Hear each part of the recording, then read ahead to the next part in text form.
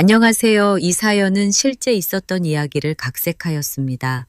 재미있게 시청해 주시고 좋아요, 구독, 알림 설정 부탁드립니다.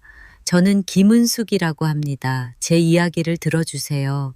며느리가 집안에 들어온 지 벌써 10년이 다 되어 갑니다. 그런데 문제는 그 아이의 입이었어요. 처음에는 긴장해서 그러려니 했습니다. 하지만 세월이 흐를수록 그 애는 습관처럼 누구에게든 막말을 쏟아냈지요. 아버님은 왜 맨날 술 냄새만 풍기고 앉아 계세요? 꼴도 보기 싫다니까요. 어머님은 좀 나가서 사람답게 꾸미고 다니세요. 촌스럽게 이게 뭐예요? 애들은 내가 키우는 거예요. 시부모님은 손 떼세요. 저뿐만 아니라 친정 식구, 동네 사람들, 심지어 자기 남편인 제 아들한테까지도 막말을 서슴지 않았습니다. 아들이야 어릴 때부터 제 손으로 키운 자식이라 한두 마디 듣고 넘어가지만 저는 매번 속이 뒤집히고 손이 덜덜 떨렸습니다. 그러던 어느 날이었습니다. 친구 모임에서 막내 며느리 이야기가 화제가 되었는데 다들 저를 힐끗 보며 수근거리더군요. 그 집 며느리 입이 아주 독하대. 시어머니도 매일 눈물로 산다더라. 그 순간 저는 얼굴이 화끈거렸고 그 길로 집에 돌아와 방 안에서 한참을 울었습니다. 이대로는 안 되겠다. 저 아이를 그냥 두면 가정도 내 자존심도 다 무너지고 말 거야. 그렇게 저는 극단의 처방을 준비하게 되었죠. 며느리에게 제대로 된 가르침을 주기로 마음먹은 겁니다. 저는 평생 억척스럽게 살아온 여자였습니다. 젊어서 남편 따라 장사도 하고 농사일도 했고 시댁 살림까지 도맡아 하면서 몸이 부서져라 이랬지요. 그래도 늘 제 마음속에는 단 하나, 아들 잘 키워서 반듯하게 장가 보내자라는 생각뿐이었습니다. 그런데 세상은 제 바람대로 흘러가 주지 않더군요. 아들을 장가 보낸 그날부터 제 인생에 또 다른 시련이 시작된 겁니다. 며느리, 이름은 수진이. 처음에는 참 반듯해 보였어요. 키도 크고 말도 조곤조곤하고 집안일도 성실히 하겠다며 웃는 얼굴로 제 손을 꼭 잡아주던 그 애 모습이 아직도 눈에 선합니다. 그런데 결혼식이 끝나고 불과 몇 달이 지나자 그 얼굴은 전혀 다른 모습으로 변했지요. 달콤하던 미소는 사라지고 입만 열면 가시 같은 말들이 튀어나왔습니다. 어머니, 솔직히 이 집 너무 좁아요. 제가 시집 왔는데도 방 하나 못 내주고 참 답답하네요. 아버님, 담배 냄새 때문에 숨이 막혀요. 좀 그만 피우시면 안 돼요? 아니면 나가서 피우시던가요? 애들은 제가 알아서 키울 테니 괜히 시부모님이 끼어들지 마세요. 옛날식 방식은 질색이에요. 그 말들을 들을 때마다 가슴이 쿡쿡 쑤셨습니다. 처음에는 젊은 애가 철이 없으니까 그러려니 했지요. 아들도 엄마 그냥 넘어가. 요즘 세대가 다 그래 하며 대수롭지 않게 넘겼습니다. 하지만 세월이 흐를수록 며느리의 입은 더 독해졌습니다. 기억에 남는 날이 있습니다. 동네 잔치가 있어 갔다가 돌아오는 길이었어요. 저녁상을 차려놓고 온 가족이 모였는데 제가 국에 간을 조금 세게 했던 게 화근이었죠. 아니, 이게 뭐예요? 이렇게 짜게 해놓고 사람 보고 먹으라는 거예요? 어머니, 음식 좀 제대로 하시면 안 돼요?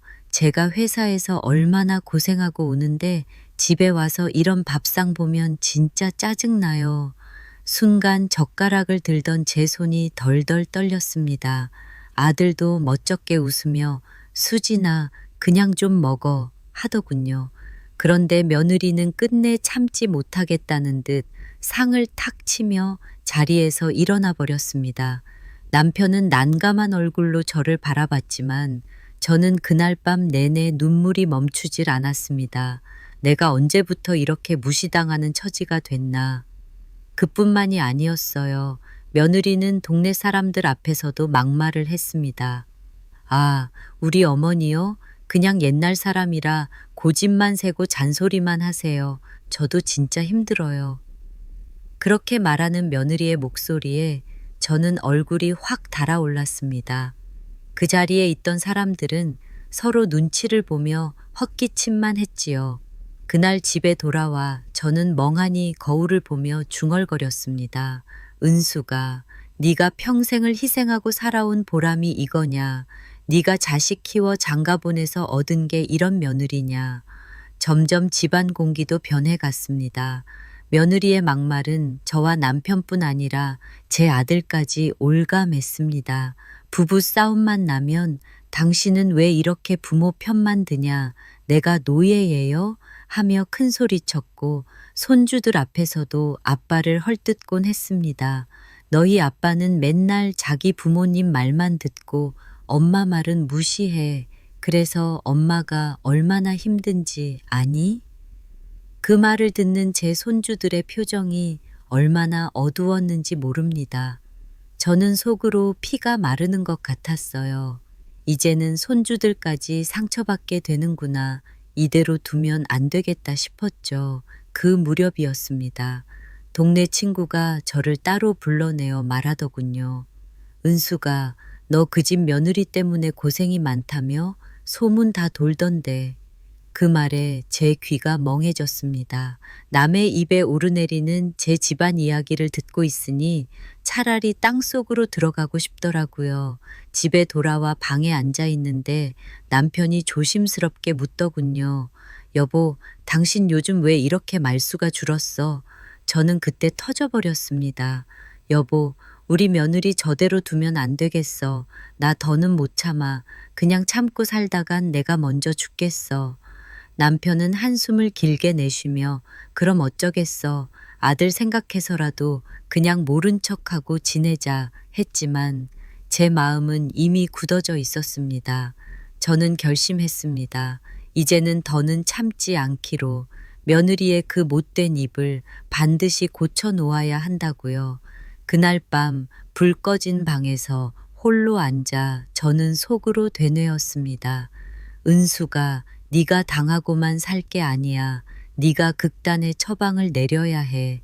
그래야 가정도 살고 너도 산다. 그렇게 제 머릿속에 서서히 구체적인 계획이 자리 잡기 시작했습니다. 며느리의 막말은 시간이 갈수록 점점 심해졌습니다. 처음에는 그냥 잔소리 정도였는데 이젠 사람을 사람으로 대하지 않는 듯한 날카로운 말투와 독한 단어들이 제 가슴을 찢어놓곤 했지요. 어느 날은 아침에 제가 부엌에서 된장찌개를 끓이고 있는데 며느리가 불이 나게 들어오더니 고개를 휙 젖히며 말했습니다. 어머니, 도대체 왜 이렇게 냄새가 독해요? 된장찌개는 시골스럽고 촌스러워서 회사 사람들한테도 얘기하기 창피하다니까요. 제발 좀 세련되게 살면 안 돼요? 그 순간 제 손에서 국자가 덜컥 떨어질 뻔했습니다. 저는 된장찌개 한 그릇에 제 정성이 다 들어가 있다고 생각했거든요. 남편이 살아있을 때부터 아들이 어릴 적부터 우리 집 밥상에는 언제나 된장찌개가 빠진 적이 없었습니다. 그것이 제 삶의 향기였고 가족의 기억이었는데 그걸 촌스럽다고 창피하다고 내뱉는 며느리의 입에서 피눈물이 솟는 것 같았죠. 수진아, 그래도 아버님도 좋아하시고 애들도 잘 먹잖니. 된장찌개가 어찌 보면 제일 건강한 음식인데. 제가 조심스레 말했더니 며느리는 피식 웃으며 대꾸했습니다. 그러니까요. 촌스러운 사람들 취향이지. 저는 솔직히 냄새만 맡아도 역겨워 죽겠어요. 순간 제 가슴 속에서 무언가가 확 터져 나오는 걸 느꼈습니다. 이대로는 안 되겠다. 저 애는 정말 도를 넘었다. 며느리의 막말은 점점 가족의 일상을 무너뜨렸습니다. 손주 생일날에도 케이크를 사다 주며 제가 우리 손주가 좋아하겠네 하고 웃었는데 며느리는 한마디를 내뱉었죠. 어머니, 케이크는 제가 알아서 준비했을 텐데 왜 굳이 사오셨어요? 괜히 돈 아깝게. 순간 애까지 머쓱해져서 방구석에 들어가 버렸습니다. 저는 아무 말 못하고 케이크 상자를 부엌에 내려놓았지요. 그 뒤로 손주가 저를 보며 조용히 속삭였던 말이 잊히지 않습니다. 할머니, 엄마 왜 자꾸 할머니한테만 그래요? 저도 속상해요. 그 말에 저는 눈물이 왈칵 쏟아졌습니다. 아, 이제는 아이 마음까지 다치게 만들었구나. 이대로 두면 안 되겠다 싶었지요. 저는 그날 밤 혼자 방에 앉아 생각했습니다. 내가 평생을 참고 살아온 게 무슨 소용이냐. 아들 얼굴 보고 손주들 위해 참았던 게 도리어 아이들한테 상처가 되고 있구나. 이제는 끝내야 한다. 반드시 끝장을 봐야 한다. 그때부터 저는 준비를 시작했습니다. 며느리의 막말을 그냥 귀로만 흘려듣지 않고 차곡차곡 기억해두기 시작했지요. 노트 한 권을 꺼내 날짜를 적고 며느리가 무슨 말을 했는지 그대로 써 내려갔습니다. 어머니는 구닥다리, 시대에 뒤처진 사람, 아버님은 술만 마시는 노인네, 내 인생을 시부모 때문에 다 버렸다. 날짜와 시간까지 꼼꼼히 기록하면서 제 마음속 분노는 점점 더 단단해졌습니다. 며칠 뒤 결정적인 사건이 벌어졌습니다. 저녁을 먹던 중 며느리가 불쑥 이런 말을 내뱉은 겁니다. 솔직히 말해서 제가 왜 이런 집안에 시집을 왔는지 모르겠어요. 친구들은 다 좋은 집안 가서 편하게 사는데 저는 여기 와서 고생만 하고 사람 취급도 못 받고. 그 순간 저는 젓가락을 내려놓고 차갑게 며느리를 바라봤습니다. 수진아, 네가 지금 무슨 말을 하는 줄은 아느냐. 제 목소리는 떨리고 있었지만 제 속에서는 뜨거운 불길이 솟구치고 있었습니다. 그런데 며느리는 오히려 저를 똑바로 쳐다보며 말했지요. 어머니, 저 좀 그만 간섭하세요. 제가 그냥 참고 사는 거예요. 저 아니었으면 이 집 다 엉망됐을 거예요. 그 말을 듣는 순간 제 눈앞이 캄캄해졌습니다. 그래, 이제는 더는 말로 해결될 일이 아니다. 이 아이한테는 말이 아니라 행동으로 보여줘야 한다. 그날 밤 저는 남편에게 제 마음을 털어놨습니다. 여보, 나 더는 못 참아. 저 애 때문에 내 자존심도 우리 가정도 다 무너졌어. 이제는 내가 나설 때야. 남편은 한숨을 내쉬며 고개를 끄덕였습니다. 당신 마음대로 해. 그 대신 꼭 당신이 상처받지 않도록 조심해. 남편의 그 말은 곧 제 결심을 확정짓는 도장이 되어버렸습니다. 저는 작은 서랍에서 오래된 녹음기를 꺼냈습니다. 예전에 아들 학교 발표회 때 쓰고 넣어둔 것이었는데 먼지가 수북이 쌓여 있었지요. 그걸 깨끗이 닦아내고 건전지를 새로 갈아 넣었습니다. 그래, 이제는 모든 걸 증거로 남겨야 해. 그날부터 저는 며느리가 내뱉는 막말을 고스란히 녹음하기 시작했습니다. 며느리가 저를 향해 어머니 꼴 보기 싫다는 말을 할 때도, 이 집에 시집 온 게 내 불행이다 라고 퍼부을 때도 저는 태연한 척하며 녹음기를 켰습니다. 손에는 눈물이 고였지만 제 마음은 차갑게 굳어져 있었습니다. 이 모든 게 다 내 극단의 처방을 위한 준비야. 며느리는 여전히 달라지지 않았습니다. 친척들이 집에 놀러 왔을 때조차 앞에서는 억지로 웃으며 맞이하다가 뒤돌아서서는 저를 흉봤습니다. 어머니는 왜 저렇게 눈치가 없으실까? 진짜 민망해 죽겠네. 저는 그 말까지도 빠짐없이 녹음했습니다. 노트에는 점점 글자가 빼곡히 채워졌고 녹음기에는 며느리의 목소리가 하나하나 쌓여갔습니다. 며느리가 눈치채지 못하는 사이 제 준비는 거의 끝나가고 있었습니다. 이제는 그 아이를 내 앞에 무릎 꿇게 만들 차례만 남았지요. 저는 속으로 다짐했습니다. 은수가 네가 당한 수모를 반드시 되갚아주자. 손주들 앞에서, 동네 사람들 앞에서, 그리고 내 아들 앞에서 며느리의 그 못된 입을 스스로 닫게 만들어야 해. 그렇게 저는 마지막 퍼즐을 준비하기 시작했습니다. 며느리의 막말은 멈출 기미가 없었습니다. 그 아이는 오히려 점점 더 대담해졌지요. 이제는 제 앞에서뿐만 아니라 손주와 아들 앞에서도 저를 향한 막말을 서슴지 않았습니다. 어머니는 그냥 집에서 가만히 계시면 돼요. 괜히 나서서 집안 분위기 흐리지 말고요. 저 솔직히 어머니 때문에 제 인생이 피곤해요. 그 말이 떨어지는 순간 저는 손에 쥔 숟가락이 덜덜 떨렸습니다. 옆에 있던 아들은 난처한 표정으로 고개만 푹 숙였고 손주는 눈망울이 흔들리며 저를 바라보다가 이내 고개를 돌려버렸습니다. 그때 제 심장은 뼈가 으스러질 듯 아팠습니다. 은수가 이제는 정말 끝을 봐야 해. 너도 더는 참으면 안 된다. 네 자존심도 너를 지켜보고 있는 아이들 마음도 모두 지켜내야 해. 그날 밤 저는 남편에게 속삭였습니다. 여보, 때가 왔어. 준비 다 됐어. 이제 내 처방을 보여줄 거야. 남편은 묵묵히 제 손을 꼭 잡아주었습니다. 당신이 마음먹은 대로 해. 당신이 그동안 얼마나 참아왔는지 내가 누구보다 잘 아니까. 그 말에 저는 눈가가 뜨겁게 젖었지만 곧바로 눈물을 훔치고 냉정해졌습니다. 이제는 감정에 흔들릴 때가 아니었습니다. 며칠 후 저는 일부러 친척들을 집으로 불렀습니다. 오랜만에 모인 자리였지요. 저와 남편, 아들, 손주들, 그리고 며느리까지 한자리에 모였을 때 저는 일부러 평소처럼 며느리에게 부탁을 하나 했습니다. 수진아, 네가 이번에 김치 좀 담가줄래? 내 입맛이 요즘 애들도 좋아하더라.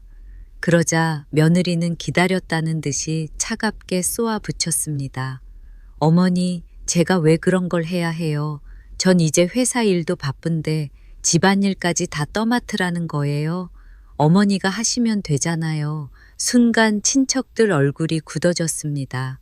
누구도 말은 못하고 숟가락만 만지작거렸지요. 저는 조용히 웃으며 자리에서 일어났습니다. 그리고 방에서 작은 녹음기를 꺼내 거실 한가운데 올려놓았습니다. 딸깍 버튼을 누르는 순간 며느리의 목소리가 흘러나오기 시작했지요. 어머니 꼴도 보기 싫다니까요. 이 집에 시집 온 게 제 불행이에요. 친구들은 다 좋은 집안 가서 편하게 사는데 전 여기 와서 사람 취급도 못 받아요. 순식간에 거실 공기가 얼어붙었습니다. 친척들은 멀뚱히 며느리를 바라봤고 아들은 얼굴이 하얗게 질려 있었습니다. 며느리는 처음엔 멍하니 앉아 있다가 곧바로 얼굴이 새빨개지며 소리를 질렀습니다. 어머님, 이거 뭐예요? 몰래 녹음한 거예요? 저는 차분히 대답했습니다. 그래, 네가 내뱉은 말들 내가 다 기록하고 녹음했다. 네가 그동안 나한테 무슨 말을 했는지 이제 다들 알겠지. 순간 며느리의 눈빛이 흔들렸습니다. 아, 아니에요. 제가 그냥 순간 화가 나서 그때 제가 다시 입을 열었습니다. 수진아, 화가 나서 내뱉는 말이 습관이 된 게 문제다. 네가 무심코 내뱉은 그 말들이 나를 어떻게 찌르고 우리 가정을 어떻게 무너뜨렸는지 이제 알았으면 좋겠다. 제 목소리는 단호했지만 떨림이 묻어났습니다. 그동안 억눌렀던 분노와 슬픔이 동시에 터져 나오고 있었던 거지요. 친척 중 한 분이 조심스럽게 말했습니다. 수진 씨, 이건 너무 심한 거 아니오? 시어머니께 어떻게 이런 말씀을... 아들도 고개를 푹 숙인 채 아무 말이 없었습니다. 그러자 며느리는 갑자기 벌떡 일어나더니 소리쳤습니다. 다들 왜 그래요? 저만 나쁜 사람 만들지 마세요. 솔직히 저도 힘들었단 말이에요. 이 집에 시집 와서 얼마나 답답했는데. 그 순간 저는 손에 쥔 노트를 꺼냈습니다. 며느리가 했던 말들을 날짜와 시간까지 적어둔 기록이었지요. 수진아, 네가 힘들었다는 건 이해한다. 하지만 힘들다고 해서 이렇게 입으로 사람을 짓밟아도 된다고 생각했느냐. 여기 다 기록해뒀다. 너 스스로 봐라. 며느리는 노트를 받아들고는 얼굴이 창백해졌습니다. 글자 하나하나가 그녀를 향한 증거였으니까요. 잠시 정적이 흘렀습니다. 그때 제 손주가 조용히 입을 열었습니다. 엄마, 왜 할머니한테 그렇게 말했어? 나 할머니 상처받는 거 다 봤어. 그 말에 며느리의 어깨가 움찔했습니다. 아이의 눈에 맺힌 눈물이 며느리의 심장을 찌른 듯 했지요. 저는 그 순간 차갑게 말했습니다. 이제는 내가 내 입을 막을 차례다. 그동안 나는 참았지만 이제는 내 자존심도 우리 손주들의 마음도 더는 짓밟히게 두지 않겠다. 며느리는 그제야 무릎을 꿇고 말했습니다. 어머니, 제가 잘못했어요. 진심이에요. 한순간에 화나서 그런 거예요. 제발 이번만 용서해 주세요. 하지만 제 마음은 쉽게 흔들리지 않았습니다. 저는 오히려 차갑게 웃으며 대답했습니다. 용서라는 건 잘못을 뉘우치고 바뀌는 사람에게 하는 거다. 네가 진짜로 변하지 않으면 이 집에서 더는 자리 없을 거다.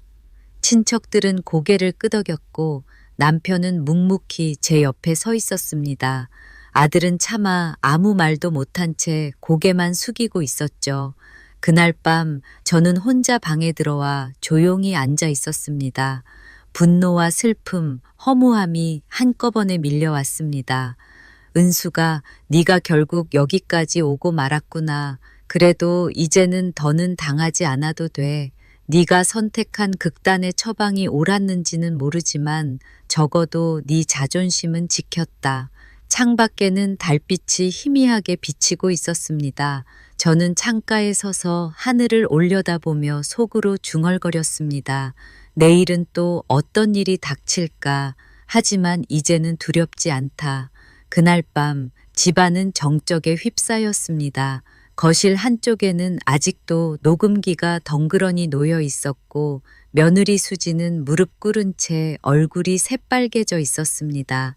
친척들은 서로 눈치를 보며 기침만 하고 있었고 아들은 한마디 말도 못한 채 고개를 푹 숙이고 있었지요. 저는 의자에 앉아 조용히 며느리를 내려다봤습니다. 수진아, 네가 내 앞에서 무릎 꿇은 건 처음이지. 하지만 이건 네가 나를 무시하고 짓밟았던 말들에 대한 대가다. 내가 오늘을 위해 얼마나 오래 참아왔는지 네가 아느냐. 제 목소리는 차분했지만 속은 활활 타오르고 있었습니다. 그동안 수없이 당했던 수모와 눈물들이 머릿속을 스쳐 지나갔지요. 그러자 며느리는 갑자기 제 손을 붙잡으며 애원했습니다. 어머니, 제발 이번만 눈 감아주세요. 저도 잘못했단 거 알아요. 진짜 다시는 안 그럴게요. 하지만 제 마음은 쉽게 흔들리지 않았습니다. 수진아, 용서란 말은 쉽게 하는 게 아니다. 네가 그동안 나한테 했던 말들, 네가 뿌려놓은 상처가 얼마나 깊은지 네가 알기나 하냐. 그 상처는 나 혼자만이 아니라 네 아이들 마음에도 새겨졌다. 순간 손주가 제 옆으로 다가와 제 팔을 잡았습니다. 할머니, 엄마 이제 진짜 안 그럴 거예요. 저도 엄마가 할머니한테 잘했으면 좋겠어요. 그 말에 제 가슴이 찢어지는 듯 했지만 저는 더는 쉽게 물러서지 않으려 했습니다. 친척들이 하나둘씩 자리를 뜨고 집안에 가족만 남았을 때 아들이 조심스럽게 입을 열었습니다. 엄마, 오늘은 좀 너무하신 거 아니에요? 그 말에 저는 심장이 철렁 내려앉았습니다. 뭐라고? 내가 너무했다고? 네 눈에는 지금까지 내 아내가 내뱉은 막말이 안 보였냐? 네가 그걸 다 들으면서도 가만히 있었지 않냐? 제 목소리가 높아지자 아들은 얼굴을 찡그리며 소리쳤습니다. 그래도 집안 체면 다 앞에서 그렇게까지 할 필요가 있었냐고요.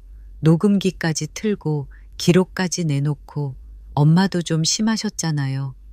그 순간 저는 아들의 말이 칼처럼 가슴에 꽂히는 걸 느꼈습니다.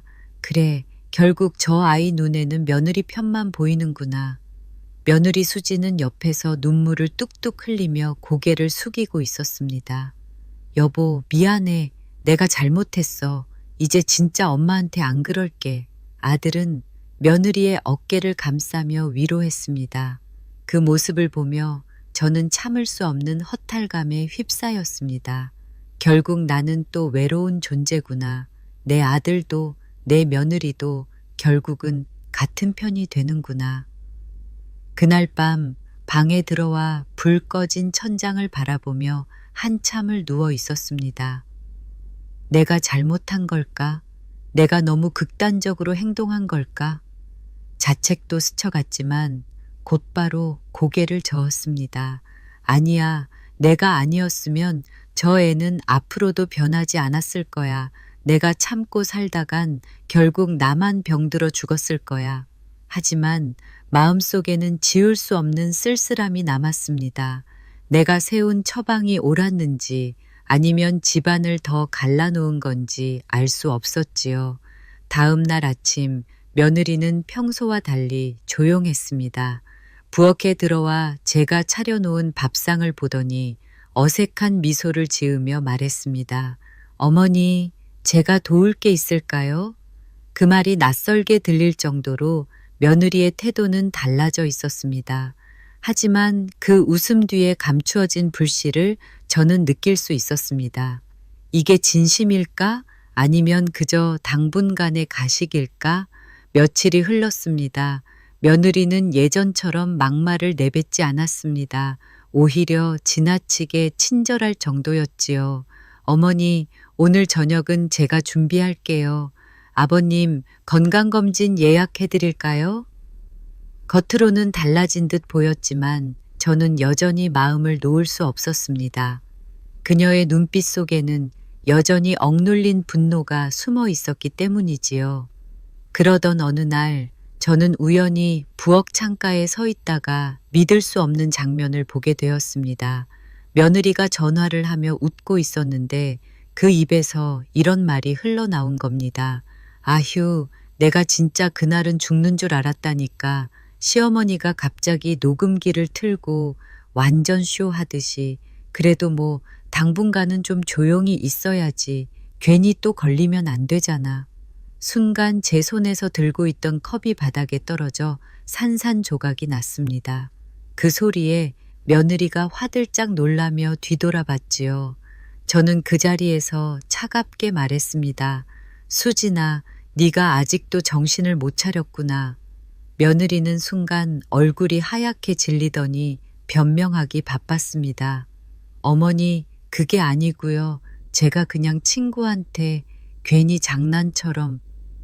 하지만 저는 이미 마음을 굳혔습니다. 그래, 역시 변한 게 아니었어. 이번엔 더 강하게, 확실하게 보여줘야 한다. 그래야 다시는 나를 무시하지 못하지. 그날 밤 저는 방에서 조용히 앉아 또 다른 계획을 세웠습니다. 녹음과 기록만으로는 부족했습니다. 이제는 집안의 모든 사람들이 며느리 스스로가 절대 부인할 수 없는 방식으로 무릎 꿇게 만들어야 했습니다. 저는 속으로 중얼거렸습니다. 은수가 아직 끝나지 않았다. 이제 시작일 뿐이다. 네가 준비한 진짜 처방은 아직 남아있다. 창밖에는 비가 내리고 있었습니다. 창문을 두드리는 빗방울 소리 속에서 제 결심은 점점 더 단단하게 굳어져 갔습니다. 밤새 잠을 이루지 못했습니다.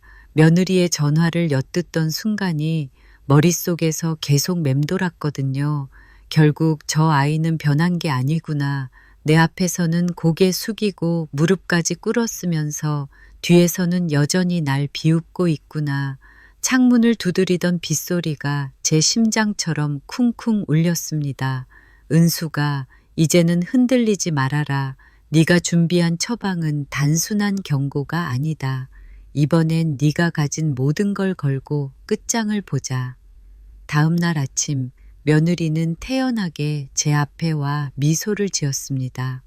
어머니, 어제는 죄송했어요. 제가 너무 경솔했죠. 오늘은 제가 시장도 다녀올게요. 그 말이 어찌나 가식적으로 들리던지 제 속에서 분노가 치밀어 올랐습니다. 저는 차갑게 대꾸했습니다. 그래 다녀와라. 하지만 수진아, 네가 하는 말 한마디 한마디를 나는 잊지 않는다. 그러니 조심해라. 그 순간 며느리의 미소가 굳어졌습니다. 서늘한 공기가 부엌을 가득 메웠지요. 며칠 동안 저는 철저히 움직였습니다. 먼저 그동안 모아둔 녹음 파일과 기록들을 정리해서 USB에 담았습니다. 그리고 변호사 사무실을 찾아갔지요. 변호사님, 혹시 시부모가 며느리에게 모욕당한 증거를 가지고 있다면 법적으로 문제 삼을 수 있나요? 변호사는 제 이야기를 듣고 고개를 끄덕였습니다. 네, 충분히 가능합니다. 지속적인 막말과 모욕은 명예훼손이나 모욕죄로도 문제 삼을 수 있지요. 증거가 있으시다면 훨씬 유리합니다. 그 말을 듣는 순간 제 등골을 타고 전율이 흘렀습니다. 그래, 이번엔 진짜로 법의 힘을 빌려서라도 저 아이를 바로잡아야 한다. 집으로 돌아오는 길, 제 발걸음은 무겁지 않았습니다. 오히려 가볍게 느껴질 정도였지요. 은수가 네가 평생을 참고 살아왔지만 이제는 세상 앞에서도 당당해져야 한다. 그동안 네가 얼마나 무시당했는지 이제 모두가 알게 될 거다. 그날 저녁 저는 가족들을 불렀습니다. 아들, 며느리, 손주들까지 한자리에 모였을 때 저는 조용히 USB를 테이블 위에 올려놓았습니다. 이 안에는 내 엄마가 그동안 당한 말들의 증거가 다 들어있다. 수진아, 네가 무슨 말을 했는지, 어떻게 날 무너뜨렸는지 다 들어있다. 순간 며느리의 얼굴이 하얗게 질렸습니다. 어머니, 그건 그냥 제가 순간. 저는 말을 끊었습니다. 순간이 반복되면 습관이 된다. 내 입은 습관적으로 사람을 찔렀다. 그리고 그 화살은 나뿐만 아니라 내 자식들 마음에도 박혔다. 아들이 눈살을 찌푸리며 말했습니다. 엄마, 이제 그만하세요. 제 아내도 반성하고 있잖아요. 그 순간 제 가슴이 또 한 번 무너졌습니다. 이 녀석아, 네가 진짜 눈이 멀었구나. 네 아내가 진심으로 반성하는 것 같으냐. 내가 직접 들었다. 네 아내는 뒤에서 나를 조롱하고 가식으로만 웃고 있다. 아들은 멍하니 저를 바라보았습니다. 그럴 리가. 그러자 제가 며칠 전 며느리가 통화하던 녹음 파일을 틀었습니다. 아휴, 내가 진짜 그날은 죽는 줄 알았다니까. 시어머니가 갑자기 녹음기를 틀고 완전 쇼하듯이 그래도 뭐 당분간은 좀 조용히 있어야지. 괜히 또 걸리면 안 되잖아. 순간 거실 공기가 무너져 내렸습니다. 아들은 눈을 크게 뜨고 아내를 바라봤습니다. 수진아, 이게 뭐야? 네가 진심으로 반성한 게 아니었잖아. 며느리는 눈물을 흘리며 변명했습니다. 여보, 내가 그냥 친구랑 장난처럼. 하지만 아들은 고개를 저었습니다. 장난이라고 하기엔 너무 뼈아픈 말이야. 엄마한테 어떻게 이런 짓을 해? 저는 그 모습을 보며 차갑게 선언했습니다. 이제는 내 결심을 말할 때가 됐다. 나는 네 아내를 용서하지 않는다. 그리고 법적으로도 책임을 묻겠다. 순간 아들과 며느리의 얼굴이 동시에 굳어졌습니다. 어머니, 설마 정말 고소라도 하시겠다는 거예요? 그래, 나는 더는 참지 않는다. 네가 내 자존심을 짓밟았으니 이제는 내가 너를 법정에 세울 것이다. 순간 손주가 울음을 터뜨렸습니다. 할머니, 제발 그러지 마세요. 우리 집이 무너져요. 그 아이의 울음은 제 마음을 갈기갈기 찢었지만 저는 차갑게 눈을 감았습니다. 그래, 가슴은 아프다. 하지만 이 아이를 위해서라도 나는 더는 물러설 수 없다. 이 집안이 바로 서려면 한 번은 반드시 무너져야 한다. 그날 밤 아들과 며느리는 방에 들어가 한참 동안 말다툼을 벌였습니다. 문틈으로 새어나오는 소리에서 저는 며느리의 울부짖음을 들을 수 있었고 아들의 분노 섞인 목소리도 들렸습니다. 그 소리를 들으며 저는 조용히 눈을 감았습니다. 은수가 네가 선택한 길이 맞다. 이제는 끝을 봐야 한다. 며칠 후 저는 변호사 사무실을 다시 찾아갔습니다. 네, 접수해 주십시오. 저는 더는 며느리와 같은 집에 살 수 없습니다. 법의 이름으로라도 그 입을 막아야 합니다. 변호사는 진지하게 고개를 끄덕였습니다. 결심이 확고하시군요. 그렇다면 저희가 도와드리겠습니다. 서류에 제 이름을 적는 순간 제 손은 떨렸지만 마음은 차갑게 굳어졌습니다. 이제 시작이다. 나의 두 번째, 더 강한 처방은 바로 이거다. 법으로 며느리를 막는 것, 집으로 돌아오는 길, 저는 마음속으로 되뇌었습니다. 이제는 내가 다시 울지 않는다. 내가 참아온 세월은 끝났다. 네가 나에게 한 모든 말은 이제 세상 앞에서 심판받게 될 것이다. 창밖의 하늘은 맑게 개어 있었지만 제 가슴 속에는 폭풍우가 몰아치고 있었습니다. 며느리 수지는 제 말이 끝나기가 무섭게 얼굴이 새하얗게 질리더니 곧 붉은 기운이 올라와 소리를 질렀습니다. 어머니, 그게 무슨 말씀이세요? 저를 고소하시겠다고요? 저는 이 집안의 며느리예요. 아들내미를 그렇게까지 망신 주셔야 속이 시원하시겠어요. 저는 담담하게 그녀를 바라보았습니다. 수진아, 네가 내 며느리이기 때문에 내가 10년 넘게 참았다. 하지만 이제는 그 인연조차 더는 나에게 의미가 없다. 며느리라는 이름 뒤에 숨어서 사람을 짓밟는 건 이제 끝이다. 제 목소리가 단호하게 울리자 방 안의 공기는 한순간에 무거워졌습니다. 아들은 당황한 듯 제 앞에 서서 손을 내저었습니다. 엄마, 잠깐만요. 아무리 그래도 며느리를 고소한다는 건 너무 지나치잖아요. 집안 체면이 뭐가 되겠어요. 그 말에 제 속이 다시 한번 뒤집혔습니다. 체면? 네가 말하는 체면이 뭐냐. 내가 그동안 수모당하며 참은 건 체면 때문이 아니었냐. 하지만 이제 알았다. 체면을 지키려다 내 영혼이 무너져 버렸다는 걸. 저는 목소리를 높이며 말을 이어갔습니다. 나는 더는 체면 따위에 목숨 걸지 않는다. 이제는 내 삶을 지키고 내 마음을 지키고 네 아이들 마음을 지켜야겠다. 그것이 내가 해야 할 진짜 도리다. 며느리는 눈물을 흘리며 바닥에 주저앉았습니다. 여보, 제발 엄마 말리잖아. 나 진짜 무섭단 말이야. 아들은 머리를 감싸주며 방 안을 서성였습니다. 엄마, 제발 생각 좀 다시 해주세요. 수진이도 아직 젊고 실수한 거잖아요. 우리 집이 이렇게까지 뒤집힐 일은 아니잖아요. 저는 냉정하게 아들을 똑바로 바라보았습니다. 너는 아직도 네 아내 편만 드는구나. 하지만 잊지 마라. 내 아내가 그렇게 날 짓밟을 때 너는 언제나 침묵했지. 내 침묵이 결국 내 어미를 죽이는 칼이 된 거다. 그 순간 손주가 울음을 터뜨리며 제게 안겨왔습니다. 할머니, 제발 우리 엄마 고소하지 마세요. 그러면 우리 가족이 다 흩어져요. 작은 팔로 제 허리를 꽉 껴안는 아이의 천에 제 심장이 무너져 내릴 듯 아팠습니다. 하지만 저는 흔들리지 않으려 애썼습니다. 얘야, 할머니가 왜 이러는지 알지? 네 엄마가 잘못한 게 너무 많았기 때문이야.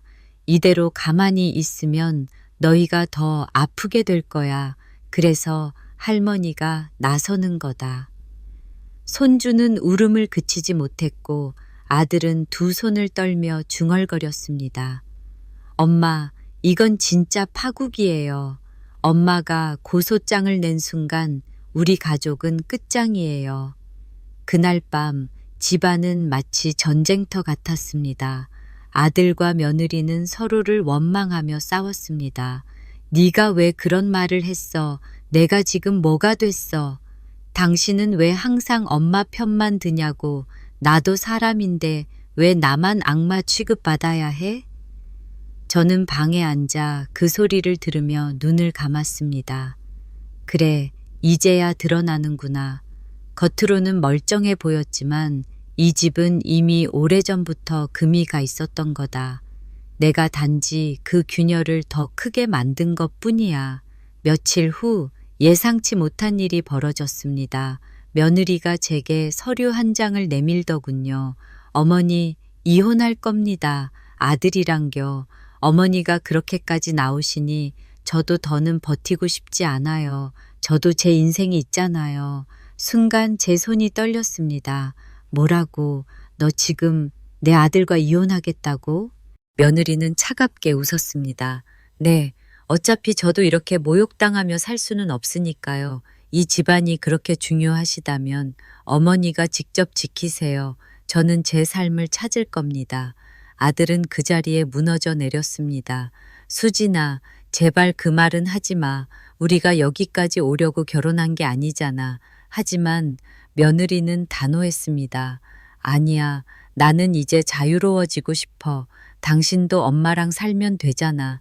그 말을 들은 순간 제 심장이 얼어붙는 듯 했습니다. 이게 내가 원한 결과인가? 내가 며느리를 제자리로 돌려놓으려 한 게 결국 아들의 가정을 무너뜨리는 거였나?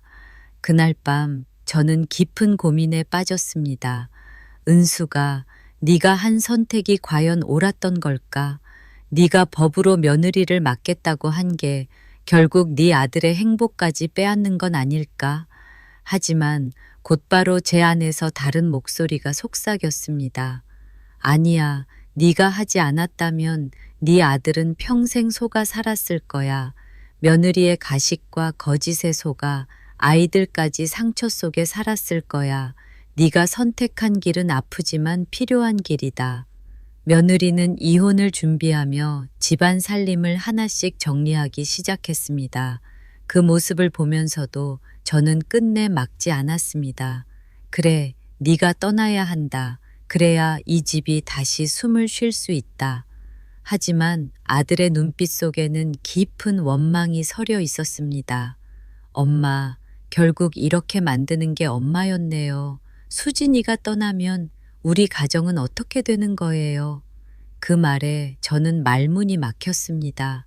그래, 결국 나도 죄인일 수 있겠구나. 하지만 나는 멈출 수 없다.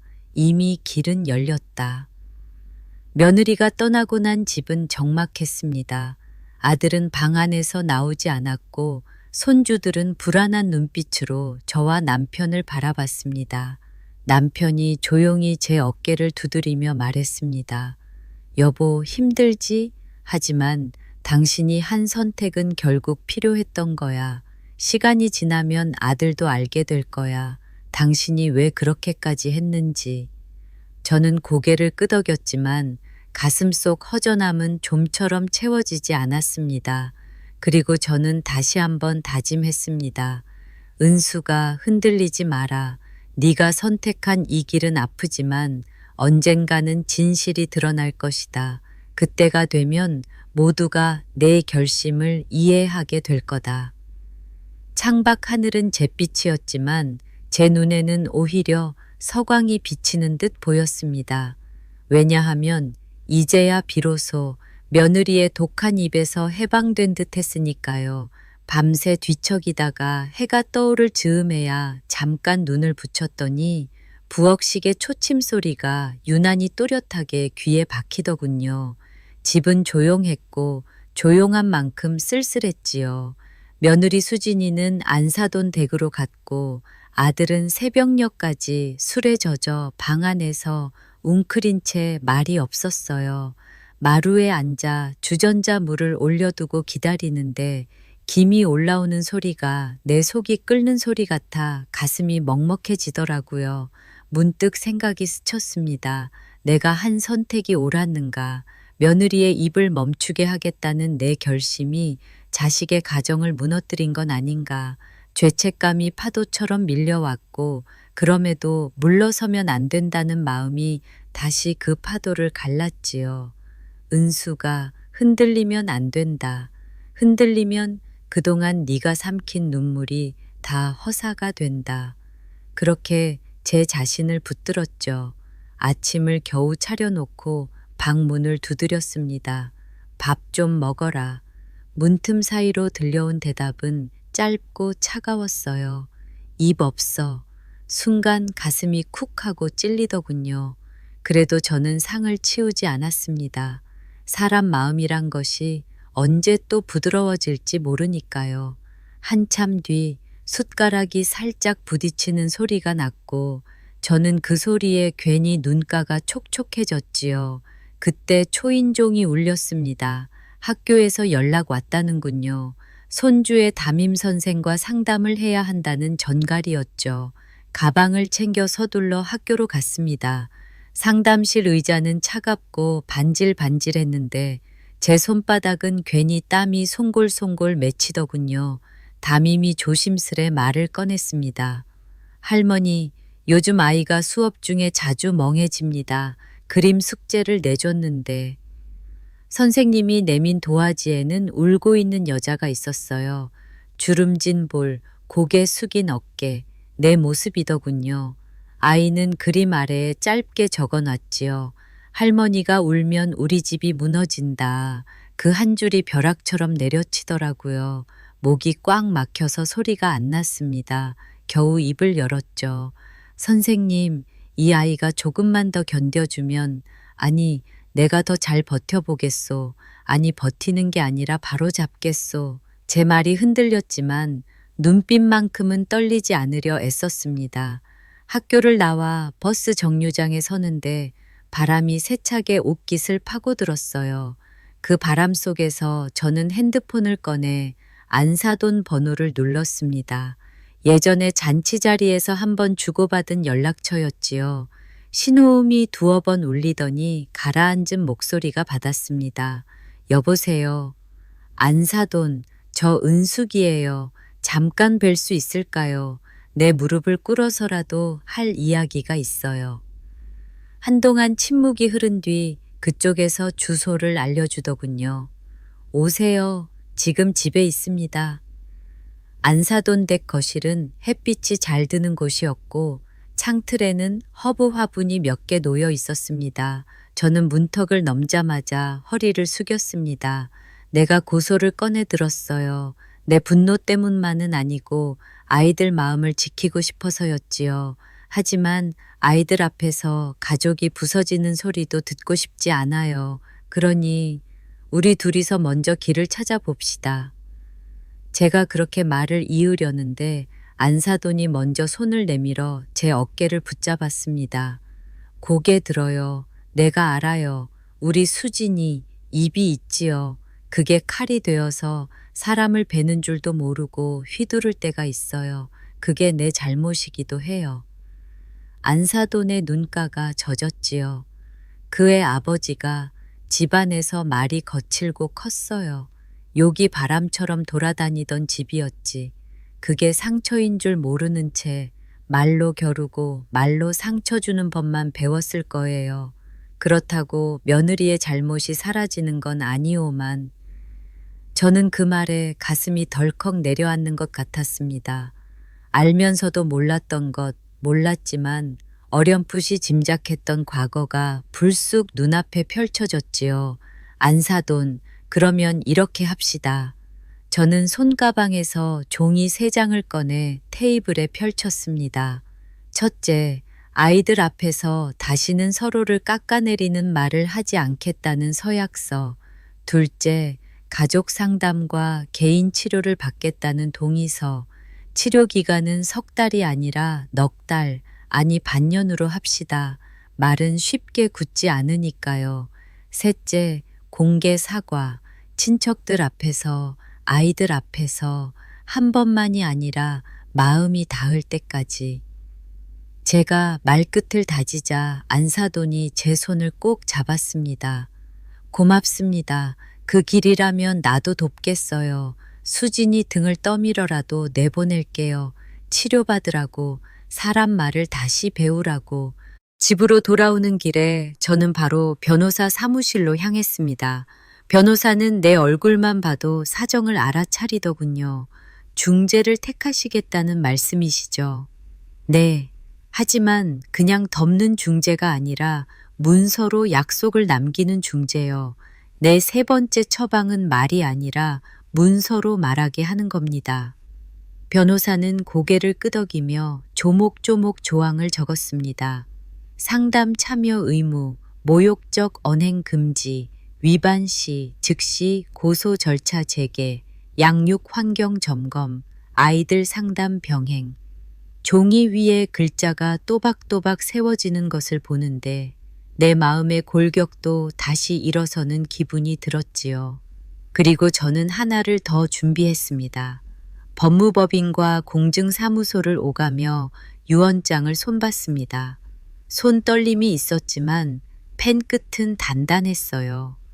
손주들을 위한 교육 신탁을 만들겠습니다. 최소 생활과 배움은 어른의 입맛이 아니라 아이의 꿈을 위해 쓰이게요. 아들 몫은 유예합니다. 새해 동안 가족 상담과 존중의 기준을 지키면 그때 열리게 하고 지키지 못하면 전액이 아이들 신탁과 여성폭력, 가족 상담 단체로 넘어가게 고치겠습니다. 공증인이 조문을 읽어 내려갈 때 나는 눈을 감고 그 소리를 들었습니다. 종이의 문장들이 내 등을 받쳐주는 널찍한 등받이 같았어요. 오래 굽었던 허리가 펴지는 느낌이었지요. 며칠 뒤 법무법인 회의실에 두 집안이 마주 앉았습니다. 길게 뻗은 테이블 위로 물컵이 간격을 맞춰 놓여 있고 한가운데 흰 봉투가 가지런히 놓여 있었지요. 아들은 핏기 없는 얼굴로 제 옆에 앉았고 수진이는 안사돈 곁에서 손을 꼭 쥐고 있었습니다. 변호사가 중립적인 목소리로 말했다군요. 오늘은 감정이 아니라 문서로 말해보겠습니다. 서로의 상처는 인정하되 재발 방지와 아이들 복리를 최우선으로 합니다. 저는 가슴 깊이 숨을 들이켰습니다. 그리고 준비해온 편지를 꺼냈지요. 내 목소리는 떨렸지만 단어들은 흔들리지 않게 고르고 골랐습니다. 수진아, 너의 말은 내 몸을 베었고 내 마음을 바스러뜨렸지. 그러나 나는 내 말을 증오만 하려고 살다 보니 내 마음도 병들어 가더라. 내가 오늘 이 자리에 문서를 들고 나온 건 너를 무너뜨리려는 게 아니다. 너와 나, 우리 모두가 무너지지 않게 하려는 것이다. 말에는 근육이 없다. 기록에 뼈를 세워야 근육이 붙는다. 그래서 우리는 약속을 문서로 남긴다. 네가 지킨다면 나는 고소를 취하하겠다. 네가 어기면 나는 뒤돌아보지 않겠다. 회의실 안공기가 굳었습니다. 수진이의 어깨가 들썩였어요. 그녀는 입술을 깨물며 한참 말을 못 이었지요. 그러다 탁자 한켠에 놓인 작은 그림을 봤습니다. 변호사한테 부탁해 가져오게 한 손주의 그림이었죠. 울고 있는 여인, 아이가 쓴 글귀, 할머니가 울면 우리 집이 무너진다.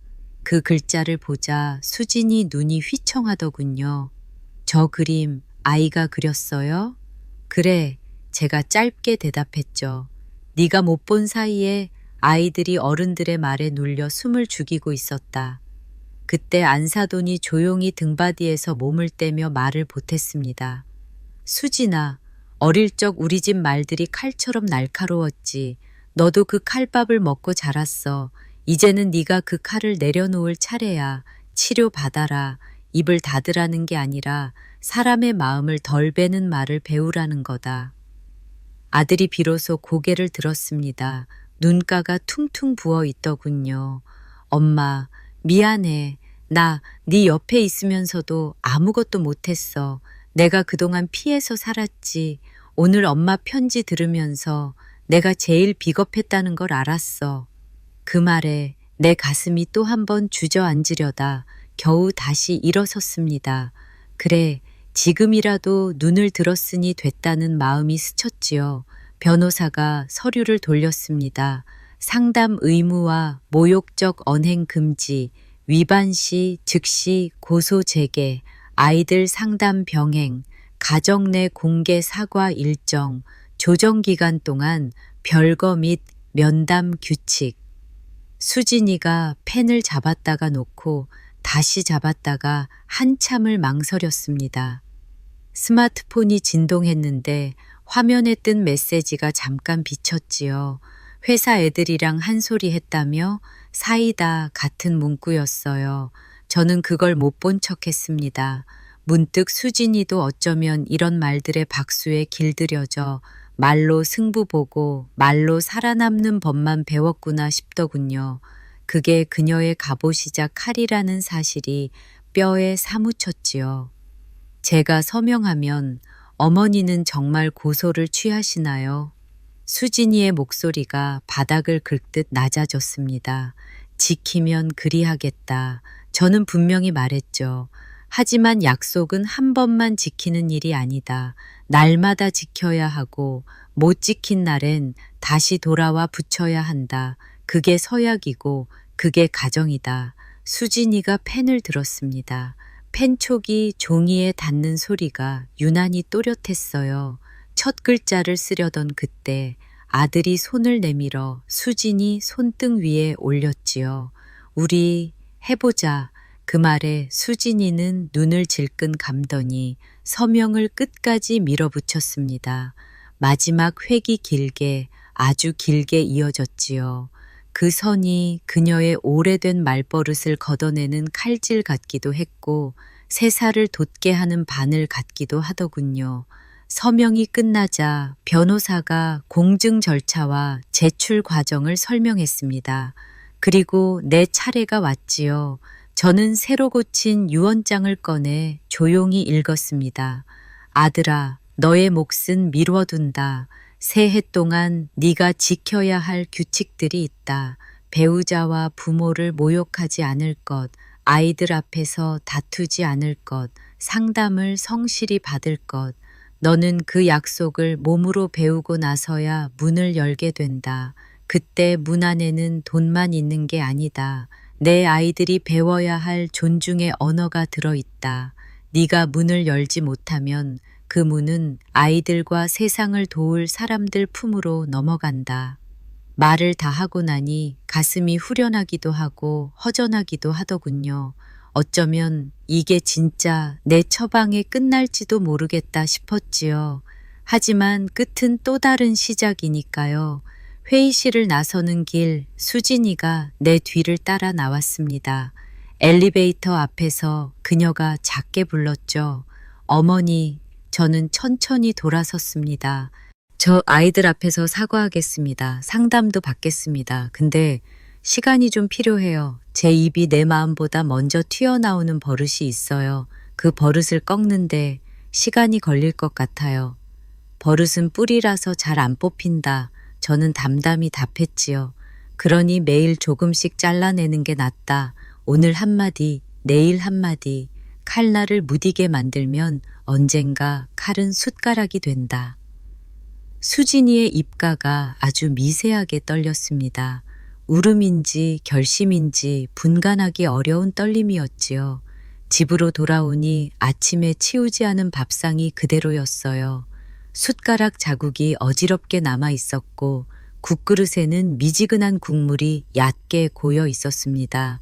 부엌 의자에 앉아 한참을 바라보니 이상하게도 그 흔적들이 살갗을 어루만지는 손길처럼 느껴지더군요.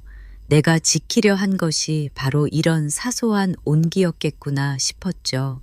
그날 밤 저는 작고 튼튼한 금고를 꺼내 USB 2개와 유언장 4본을 넣었습니다. 하나는 내 것, 하나는 변호사 보관, 라벨에는 큼직하게 썼습니다. 아이들을 위한 기록. 덮개를 닫으니 달그락 소리가 났고 그 소리가 내 내면의 문이 닫히는 소리 같아 묘하게 안심이 되더라고요. 잠들 무렵 핸드폰이 울렸습니다. 모르는 번호였어요.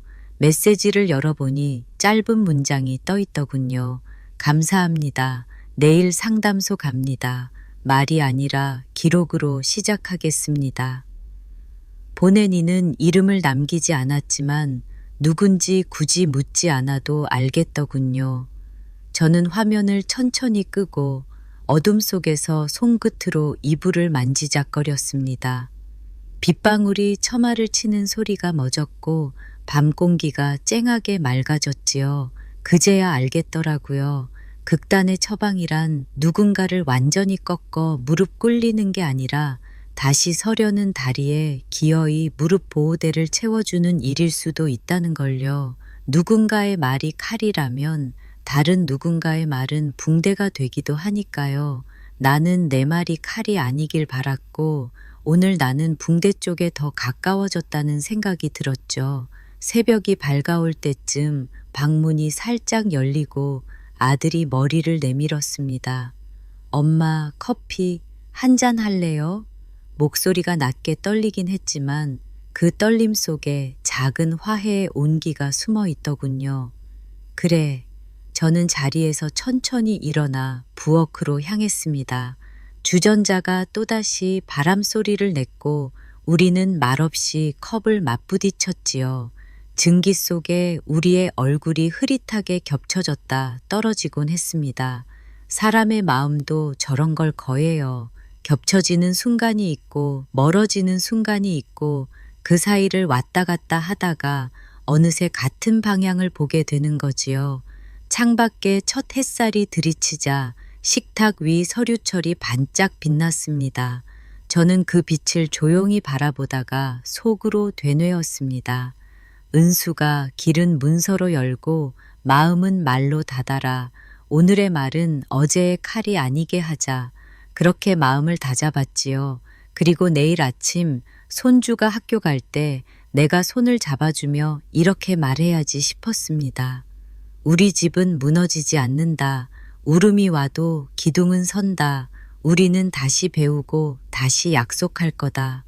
그 문장을 속으로 수차례 되뇌다 보니 오랜만에 눈꺼풀이 자연스레 무거워지더군요. 저는 이불을 턱 밑까지 끌어올리고 아주 오랜만에 깊고 단단한 잠 속으로 조용히 가라앉았어요. 회의실에서 서명을 마치고 집으로 돌아온 날 집안 공기는 이전과 달랐습니다. 겉으로는 고요했지만 그 고요함 속에 긴장과 불안이 숨어 있었지요. 아들은 내 눈치를 살피며 말을 아꼈고 손주들은 조용히 저와 멀찍이 떨어져 앉아 있었어요. 며느리 수지는 며칠 동안 눈에 띄게 조심스러워졌습니다. 말끝에 가시가 사라지고 웃음조차 억지로라도 띠려 애쓰는 모습이 보였죠. 하지만 저는 알았습니다. 그녀의 웃음 뒤에는 여전히 낯선 그림자가 도사리고 있다는 걸. 은수가 속지 마라. 사람의 입버릇은 하루아침에 바뀌지 않는다. 이제는 말보다 행동으로 봐야 한다. 스스로를 다잡으며 저는 멀리서 지켜보기로 했습니다. 며칠 뒤 첫 번째 상담이 시작됐습니다. 가족 상담소의 대기실은 따뜻한 조명으로 환했지만 분위기는 결코 편하지 않았습니다. 아들은 의자 끝에 앉아 두 손을 모아 쥐었고 수지는 팔짱을 낀 채 눈길을 바닥에 두고 있었어요. 손주들은 선생님이 준비해둔 그림 도구를 만지작거리며 서로 눈치를 살폈습니다. 상담사가 부드럽게 말을 열었지요. 오늘은 서로에게 하고 싶었던 말들을 편하게 해보는 자리입니다. 감정을 숨기지 말고 하지만 상대를 탓하기보다는 자기 마음을 이야기해 주시면 됩니다. 저는 맨 먼저 입을 열었습니다. 나는 며느리의 말을 들을 때마다 가슴이 찢어졌습니다. 나를 비난하는 게 아니라 내 존재 자체를 부정하는 것 같았지요. 내 세월, 내 희생, 내 자존심이 모두 조롱당하는 기분이었습니다. 말을 마치자 수진의 어깨가 크게 흔들렸습니다. 그녀는 입술을 깨물며 한참을 망설이다가 겨우 입을 열었죠. 저도 힘들었습니다. 제가 말로 막아쓰지 않으면 늘 저 혼자만 뒤처진다는 생각이 들었어요. 어릴 때부터 말로 맞서지 않으면 살아남을 수 없었거든요. 하지만 그게 어머니를 이렇게 상처 줄 줄은 몰랐어요. 아니, 사실은 알면서도 멈추지 못했어요. 그게 제 습관이 되어버렸으니까요. 그 순간 저는 오래 묵은 돌덩이가 조금 내려앉는 듯한 느낌을 받았습니다. 적어도 지금만큼은 그녀가 처음으로 제 앞에서 진심을 꺼내놓은 듯 했으니까요. 상담이 끝나고 집으로 돌아오는 길, 손주가 제 손을 꼭 잡으며 말했습니다. 할머니, 오늘 엄마가 울었어요. 엄마가 할머니한테 미안하다고 했어요. 그 말에 저는 괜히 코끝이 시큰해졌습니다. 그래, 내 엄마도 사람이지. 잘못할 수도 있고 고칠 수도 있단다. 우리도 조금 더 기다려 보자꾸나. 하지만 제 마음 깊은 곳에서는 또 다른 목소리가 속삭였습니다. 은수가 방심하지 마라. 한 번의 눈물이 모든 걸 바꿔주지는 않는다. 며칠 동안은 평화가 이어졌습니다. 수지는 부엌에서 제 옆에 서서 함께 반찬을 만들기도 했고 남편에게 안부를 묻기도 했습니다.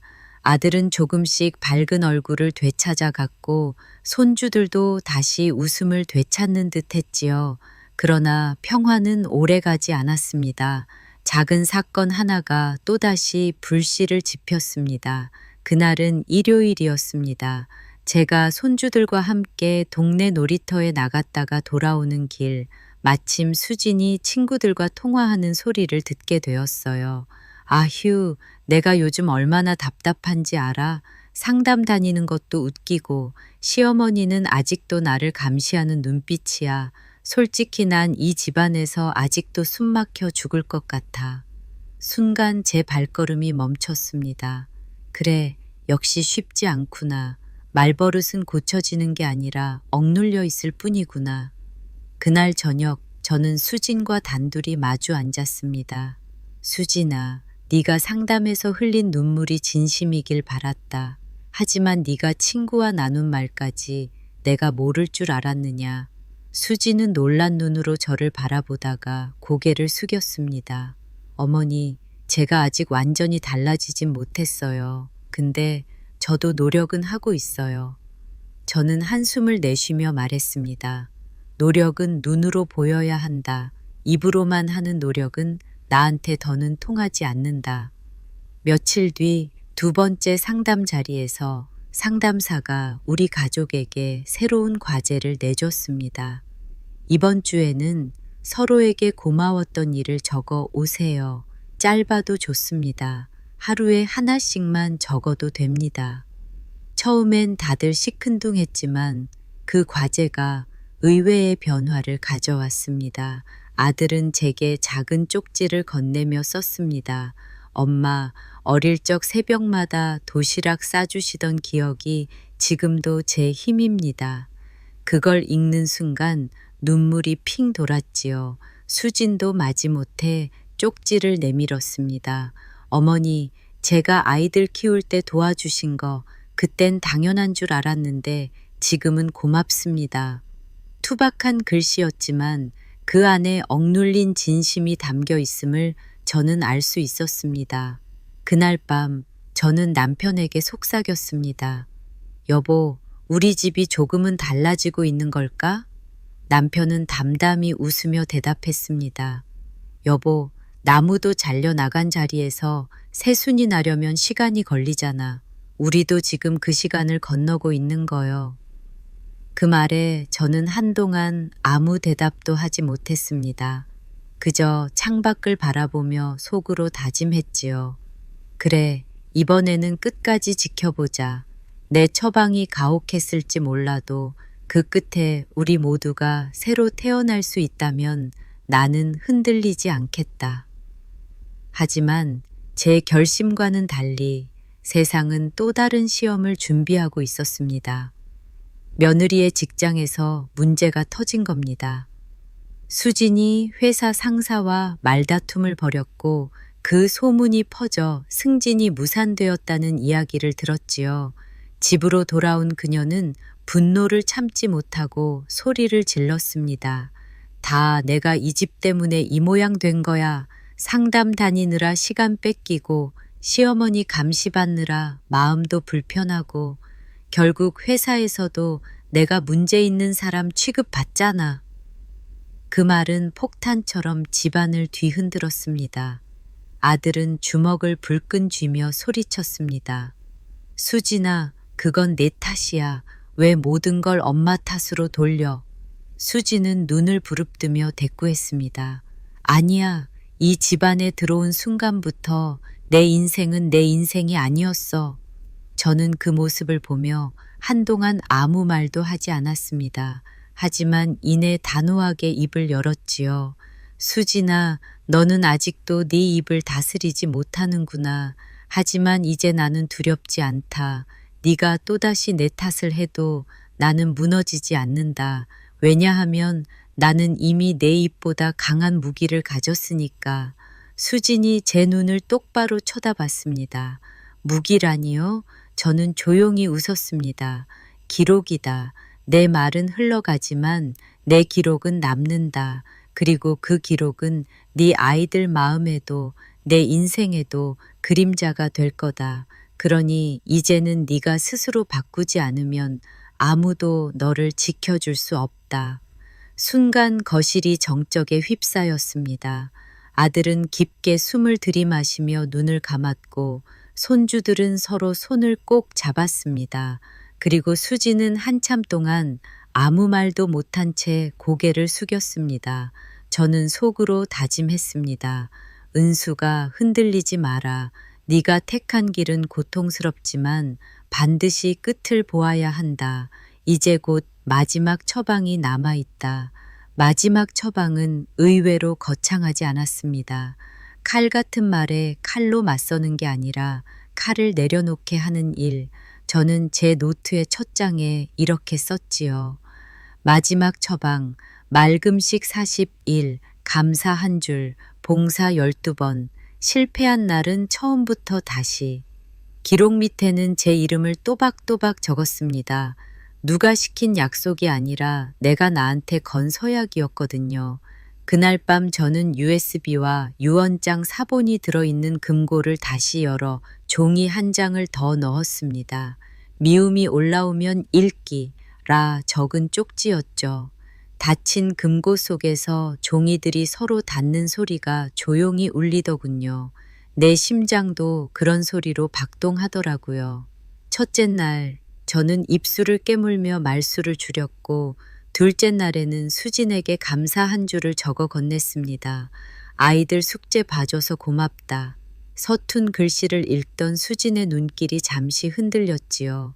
바로 미소가 피지는 않았지만 적어도 그날은 가시가 덜 돋았습니다. 눈에 보이진 않아도 숨 밑에서 조그만 싹이 움트는 소리를 나는 분명히 들은 것 같았어요. 셋째 날 저는 봉사를 시작했습니다. 동네 복지관 배식대 앞에서 앞치마 끈을 질끈 묶을 때 손끝이 괜히 떨리더군요. 어머니 혼자 오셨어요? 소장님이 묻길래 아니요, 곧 며느리도 올 겁니다. 대답했지요. 실제로 약속한 건 없었지만 오기를 바라는 마음을 말로 먼저 불러냈습니다. 말의 방향을 바꾸려면 믿음부터 앞서야 한다고 제 노트가 알려줬거든요. 그날 오후 수진이 복지관 문턱에서 멈춰 서 있었습니다. 회의실에서 서명하던 날과는 다른 표정이었어요. 불안, 경계, 체념이 한데 뒤엉켜 있었지요. 왜 여기로 오라고 하셨어요? 우리 마지막 처방에 봉사 12번이 들어있다. 말로는 잘 안 바뀌니까 손으로부터 배우자. 제가 웃으며 국자를 내밀었습니다. 오늘은 된장국이야. 수진의 어깨가 아주 조금 굳더니 이내 풀리더군요. 네, 그 한 글자가 그날따라 길었어요. 길지만 얇지 않은 묵직한 네였지요. 배식대 넘어줄 선 어르신들 얼굴에는 각자의 겨울과 봄이 공존하고 있었습니다. 허리가 굽은 할머니가 국그릇을 두 손으로 받치며 말했지요. 아가씨, 향이 좋네. 집 냄새가 나. 그 순간 수진이 국자를 멈칫했어요. 집 냄새라는 말이 그녀의 오래된 기억을 두드린 듯 했죠. 1시간, 2시간, 그 말이 희미한 향처럼 복지관에 번졌습니다. 집 냄새, 집 냄새. 설거지를 마치고 돌아서는 길에 수진이 조용히 물었습니다. 어머니, 된장국 내일도 할래요? 하자. 근데 내일은 네 손맛도 좀 넣어라. 그녀가 고개를 끄덕이는데 어둠 속에서도 그 고개 끄덕임이 또렷이 보였어요. 방향이 생긴 사람의 목은 그렇게 움직이더군요. 흔들리되 앞으로. 일주일 남짓 우리는 복지관에서 그릇을 채우고 비우고 다시 채웠습니다. 10걸음 뒤에서 지켜보는 안사돈의 눈가가 자주 젖어 있었지요. 둘째 주 수요일 점심이 끝나갈 무렵이었습니다. 한 어르신이 수진의 손을 꼭 잡고 놓지 않더군요. 내 며느리도 말이 거칠었지. 나도 원망했어. 근데 그 애가 먼저 절하더라. 내가 잘못 키운 거라며 그날 이후로 집안 말씨가 바뀌었어. 참말로 말씨가 바뀌면 밥맛이 달라져. 그 얘기를 들은 수진의 눈동자에 물이 찼습니다. 끝내 입술을 깨물다 못해 입술이 하얗게 질더군요. 그녀가 천천히 말을 꺼냈습니다. 어머니, 저는 집 냄새가 싫다고 했었어요. 그 냄새가 촌스럽다고. 근데 오늘은 그 냄새 맡으니까 배고픔이 멎더라고요. 이게 집이었네요. 그 말이 제 가슴에 툭 하고 떨어졌습니다. 땅에 떨어진 씨앗처럼 바람에 쓰러진 가지처럼 툭 하고요. 저는 고개만 끄덕였지요. 울음은 나중으로 미뤘습니다. 울음보다 먼저 해야 할 일이 있었으니까요. 그날 저녁 우리는 부엌에서 나란히 섰습니다. 저는 오래 쓰던 굽은 국자를 꺼냈고 수지는 깨끗한 새 국자를 포장지에서 떼어냈지요. 같은 국이라도 국자는 다르면 맛이 달라. 내가 농담처럼 말하자 수진이 웃었습니다. 그럼 둘 다 써요. 반반. 그녀가 먼저 제안하더군요. 두 국자가 한 냄비 위에서 번갈아 춤을 추었습니다. 소금 2꼬집, 간장 1방울, 파를 썰 때 손가락을 말아 넣어야 한다는 옛 버릇. 저는 내가 아들 어릴 적마다 했던 말을 되뇌듯 가만히 보여주었고 수지는 말없이 따라했지요. 말금식의 시간에 우리는 손으로 이야기했습니다. 손은 거짓말을 잘 못하거든요. 식탁에 그 국이 올랐을 때 아들이 수저를 들다 말고 제 얼굴을 한번, 수진의 얼굴을 한번 번갈아 보았습니다. 손주가 먼저 한 숟갈 뜨더니 눈이 동그래졌지요. 집 냄새다. 아이의 감탄이 방안을 한번 크게 돌고 우리 가슴마다 하나씩 내려앉았습니다. 그때서야 제 눈시울이 화르르 뜨거워졌어요. 수진이 조용히 수저를 내려놓고 서랍에서 작은 노트를 꺼내더군요. 상담사가 내준 감사 한 줄 노트였습니다. 오늘 건 제가 먼저 읽을게요. 그녀가 상 위에 노트를 펼쳤습니다. 감사 23일차, 어머니의 된장국, 어머니의 앞치마, 그리고 내 말이 칼일 때도 손을 내밀어준 사람. 끝 문장을 읽을 때 그녀의 목이 잠겼습니다. 저는 젓가락을 내려놓고 두 손을 모았습니다. 어쩌면 이게 내 생애 최고 잔치상이겠다 싶었지요. 울음과 된장, 감사와 수저 소리. 이보다 더 따뜻한 잔치는 세상에 많지 않을 겁니다. 다음 날은 상담소에서 가족 공개 사과가 예정된 날이었습니다. 저는 전날 밤 내내 뒤척이며 금고에서 USB를 꺼내 잠깐 들여다봤습니다. 증거라고 부르던 작은 상자 속 음성이 이제는 기록으로 들리더군요.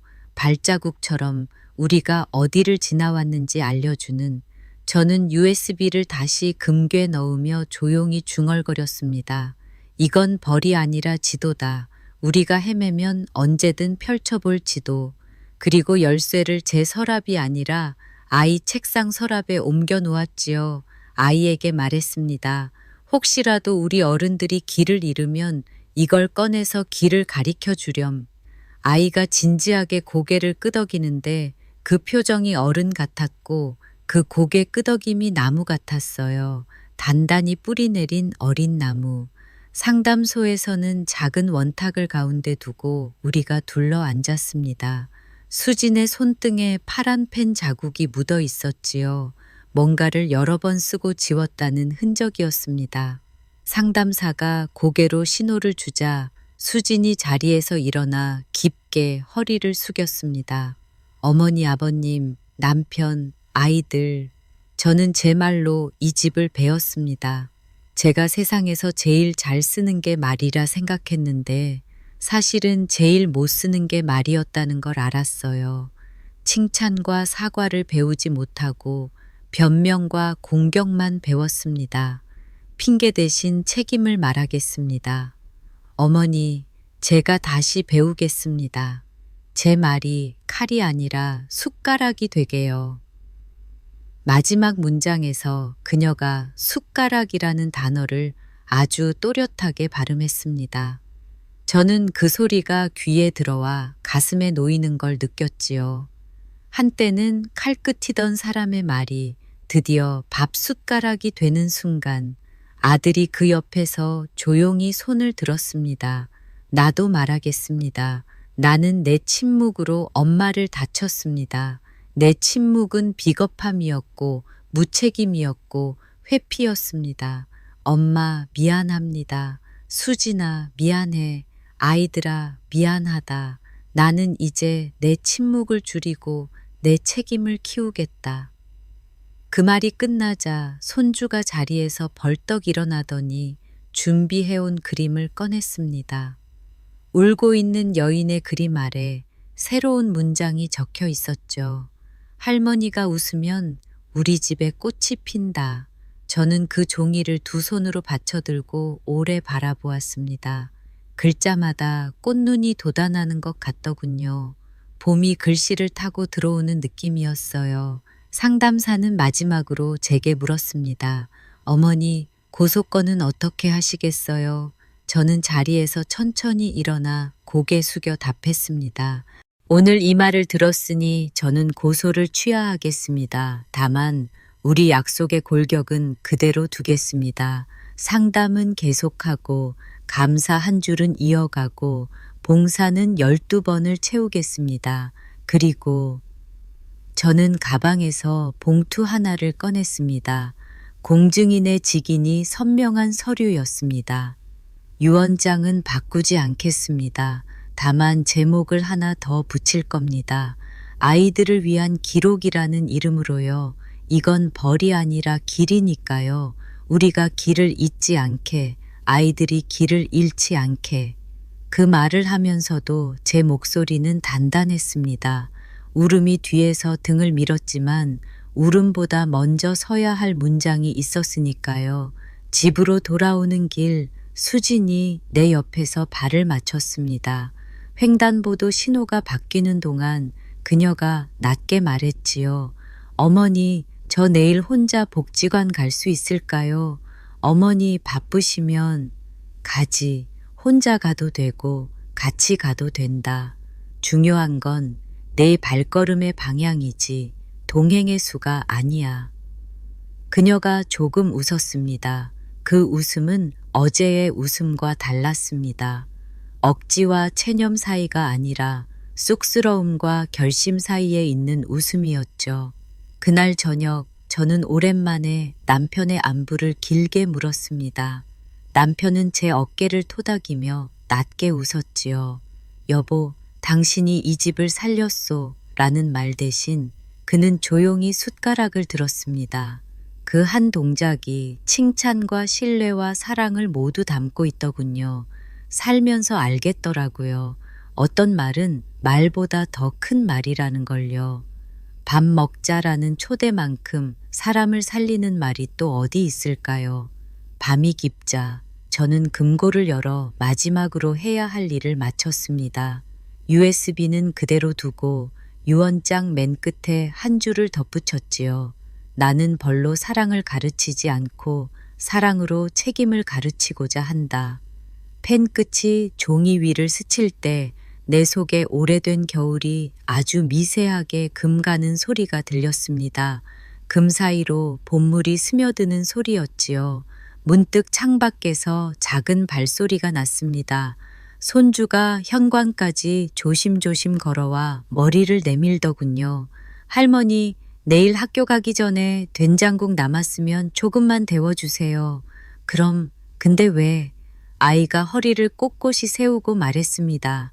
친구한테 집 냄새가 어떤 건지 알려주고 싶어요. 그 말에 저는 그만 웃음이 터졌습니다. 눈물 섞인 웃음이었죠. 그래, 알려주자. 집 냄새는 사람 냄새라고. 잠들기 전 저는 칠부 때 받아두었던 수신자를 모르는 메시지를 다시 떠올렸습니다. 말이 아니라 기록으로 시작하겠습니다. 아마 그날에 보낸 이는 수진이었겠지요. 이제는 그 문장을 이렇게 바꿔 쓰고 싶었습니다. 기록으로 시작하되 말로 이어가고 삶으로 완성하겠습니다. 내일 상담소에서 그렇게 말해볼 작정이었죠. 새벽녘 아들이 방문을 살짝 열고 들어와 작은 의자에 앉았습니다. 엄마, 나도 내 감사 한 줄을 읽어도 될까? 읽어라. 그가 종이 한 장을 폈습니다. 감사 31일카. 엄마가 나한테 준 가장 큰 유산은 돈이 아니라 말씨다. 엄마의 말씨가 내 아이들에게 가길 바란다.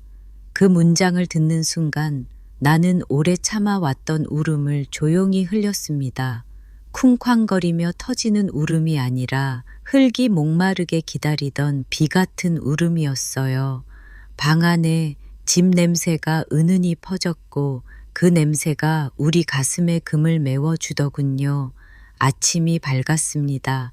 부엌 창틀로 햇살이 길게 들어왔고 식탁 위 유리컵이 반짝했지요.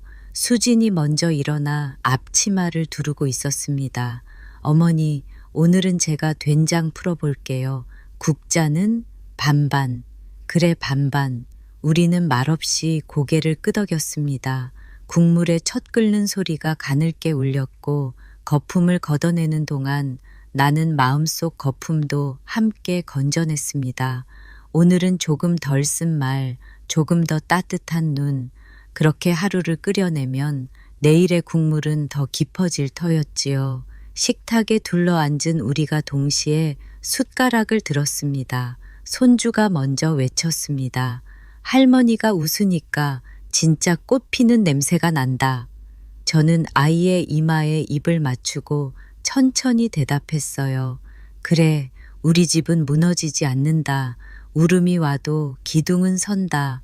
우리는 매일 조금씩 고치고 매일 조금씩 배운다.